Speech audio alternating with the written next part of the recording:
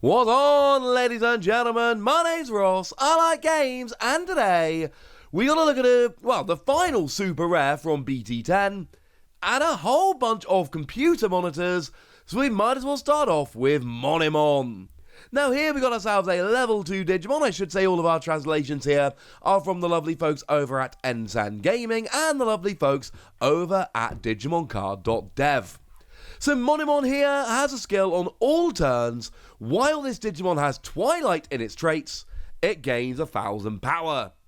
And this is one of those where we don't need to spend a huge amount of time looking at it. It's a pretty standard, you get an extra 1000 power. And that's it, that's all it does. But honestly, a lot of the time that's enough. Extra 1000 power is quite good. This is one of the ones that gives you an extra 1000 power. But moving up into level 3, we've got a Monitormon here, and we've got a standard level 3, that is to say free cost to play normally, 0 cost to Digivolve, 2000 power. And we've got ourselves a skill. When you play, look at the top 4 cards of your deck, add 2 cards with Twilight in their traits, or black cards with Knightmon or Deadly Axemon in their name. Don't have to be called exactly that, just have to be in the name. And then return the remaining cards to the bottom of your deck in any order. So basically, if you're building up to a DarkKnightmon deck, and that's a super rare we're going for in just a moment, or you're playing any kind of Twilight deck, this is it. It is a really, really good card. And we've seen a bunch of these before all over the place. It is just, hey, help get your Digimon out when you play it, and these see a lot of play. Incidentally, outside of DarkKnightmon and Monitormon, we've basically got Sparrowmon here, which is alright. I don't know if Sparrowmon is necessarily meant for this particular deck, but that is the other one that would fit here, I think is fair to say. So this is a really good skill for going and searching them out. And then we can move up into level 4, because we've seen Monitormon before. What we haven't seen before in the Digimon TCG until this set is High Vision Monitormon. And I love that it's literally just like a CRT turned into a flat screen. It makes me very, very happy indeed. I didn't know this Digimon was a thing. Now I do, and I'm a little bit in love. 6 cost to play normally, 2 cost to Digivolve, 7000 power, that's high across the board. Level 4, we're looking at like 525, not 627. That is high. But we do have Digicross -2 with Monitormon, Monitormon, Monitormon. And you will see the artwork here is beautiful. There are 3 Monitormon jumping down to High Vision Monitormon, which is clearly not a coincidence. And this is weird. We've seen Digicross before in this set, but this is the one that basically says, right, instead of taking 3 or 4 different Digimon, just take 3 Monitormon. Grab 3 Monitormon, put them underneath this Digimon as you play it, and oh yeah, then it becomes free. Literally free. Remember, you can only go up to what you're told, which here is Monitormon, but 3 of them. And it's minus whatever, which here is -2. You're a 6 cost to play normally. If you take 3 Monitormon and put them under as you play, that will give you -6, which will then give you, oh look, free. Literally, actually free. The downside is, although we have seen Monitormon before, we've not actually seen any with inheritable skills, which is a little bit sad. We've seen the one from BT5, which I actually really like. When you play, look at the top card of your deck, gives information, and on deletion, look at the top 3 cards of your deck, and you can play a Monitormon without paying its cost, which is clearly a really nice skill, because they essentially, play their replacement on their way out the door, which is kind of cool. And then we got the one from BT7 that when you play, look at the top 3 cards of your deck and add a card with Knightmon or Deadly Axemon in their name to your hand. And just to compare for a second the new Monitormon to that, well, the new Monitormon lets you look at the top 4 cards of your deck and add 2 to your hand, rather than looking at the top 3 cards of your deck and adding 1, and it's the same cost. So, yeah, it's better, ladies and gentlemen, it's just better. Although, of course, do please bear in mind that you can play both of them, and that might be kind of cool. So, yay! And while we're talking about all of these monitors, we should probably have a look at a Tamer as well. We've got Amano Nene, a free cost Tamer, which is standard, And of course, you've got that standard security skill whereby if it comes out as a security card, hey, look, you can play it without paying its cost. It's expected, but it's still kind of cool. When you play, you reveal the top 4 cards of your deck, add a card with Twilight in its traits, or a card with Nightmon or Deadly Axemon in its name to your hand, putting the other cards on the bottom of your deck in any order. On deletion, you gain 2 memory. Remember, Tamers aren't often deleted, but still, you never know. And then on your opponent's turn, all of your Digimon with DarkKnightmon in their name or Twilight in their traits gain blocker. And this is the main reason why you want to play Nene here. It's as simple as that. You can get lots of blockers. Like if you're swarming Monitormon, and like I've said, we've now got 12. Okay, we've got 3 different ones, but you can play 3 of each. So we've now got 12 Monitormon, which is kind of awesome. Although I should add, Monitormon does not have Twilight in its traits. Rookie Data CRT doesn't have Twilight, that is quite important. But High-Vis Monitormon absolutely does, and a load of the others are going to as well, so yeah, this is going to work. This is going to give a lot of your Digimon blocker, and that is a very, very good thing indeed.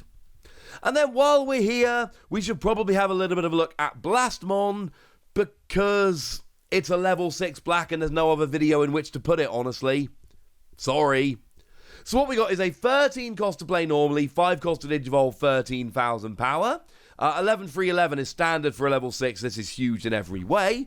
And it is a proper dual colour black and purple Digimon. It is both black and purple, and can Digivolve from both black and purple. But when you play, you've got Rush. That is to say, you can attack straight away. Now don't get me wrong, Rush on a 13 cost is awkward, and there's no skill on this to let you play it more easily, which is a little bit sad. But it's still a 13,000 power Digimon with Rush. That's kind of amazing, honestly.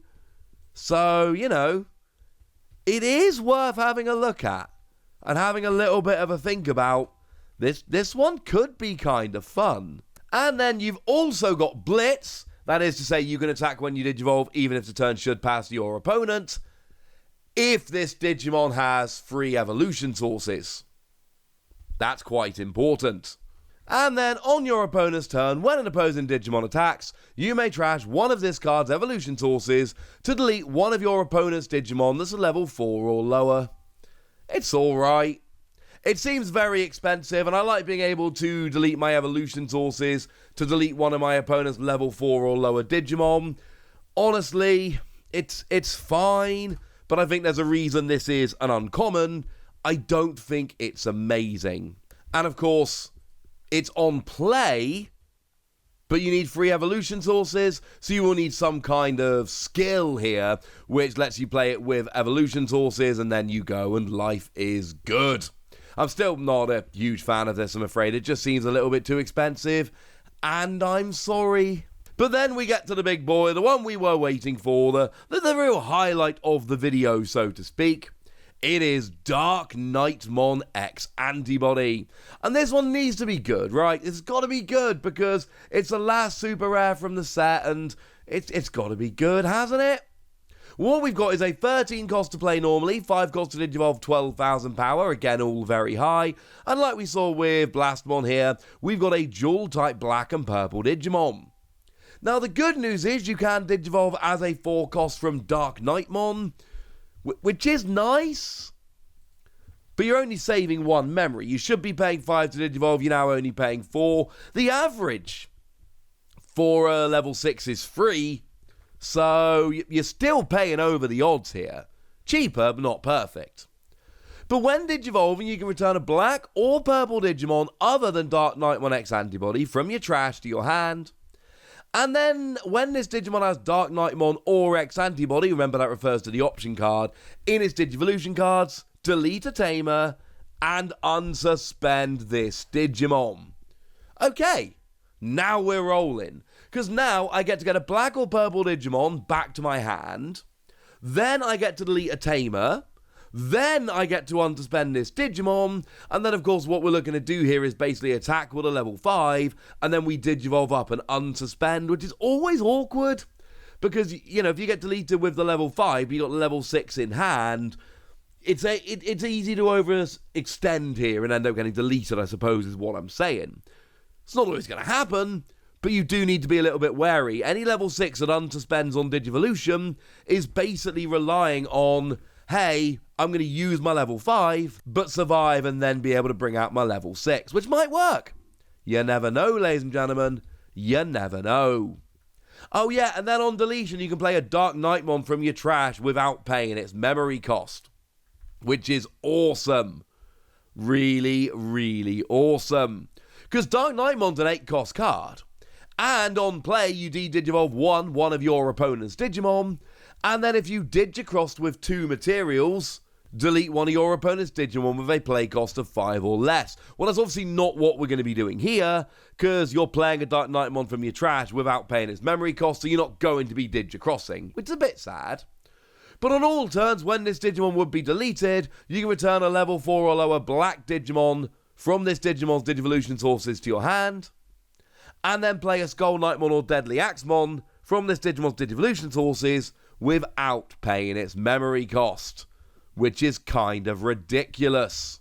You're basically, again, playing a Digimon as you're being deleted. Now, it's not going to be terribly relevant here, of course, because DarkKnightmon is playing just from the trash, but still, it's kind of cool.